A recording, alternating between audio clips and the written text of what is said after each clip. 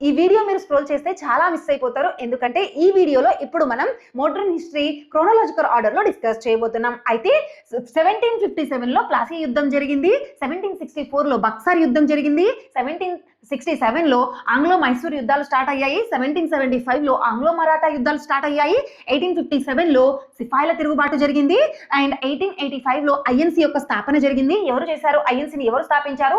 హుయూమ్ స్థాపించారు. అండ్ 1905 లో బెంగాల్ ని విభజించారు. ఎవరు విభజించారు?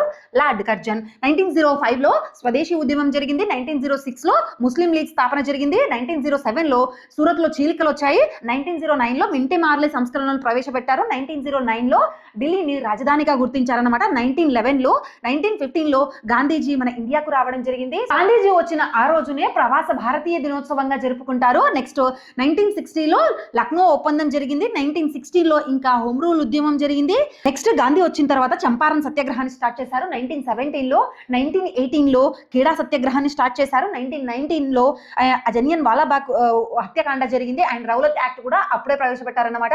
1920 లో సహాయ నిరాకరణ ఉద్యమం జరిగింది. 1922 లో చౌరీ చౌరా సంఘటన జరిగింది. 1923 లో స్వరాజ్ పార్టీని స్థాపించారు. 1925 లో కాకూరి రైలు యొక్క దోపిడీ జరిగింది. 1927 లో సైమన్ కమిషన్ వచ్చింది. 1929 లో పూర్ణ స్వరాజ్ తీర్మానం జరిగింది అండ్ 1930 లో దండి మార్చ్ జరిగింది. 1930 లోనే శాసనోల్లంఘన ఉద్యమం కూడా జరిగింది. 1931 లో గాంధీ ఇర్విన్ ఒప్పందం జరిగింది అనమాట. 31 లో ఇంకా 32 లో పూణే ఒప్పందం జరిగింది. 1942 లో క్విట్ ఇండియా ఉద్యమం జరిగింది. ఇంకా 1947 లో భారత స్వతంత్ర చట్టాన్ని చేశారు. అయితే ఫ్రెండ్స్, యూరోపియన్ కంట్రీస్ మన ఇండియాకి వచ్చిన ఆర్డర్ ఏంటో తెలిస్తే కామెంట్ చేయండి. వీడియో నచ్చితే లైక్ చేసి ఎగ్జామ్స్ కి ప్రిపేర్ అవుతున్న మీ ఫ్రెండ్స్ కి ఈ వీడియోను షేర్ చేయండి. వారి యొక్క ప్రిపరేషన్ కి యూజ్ అవుతుంది.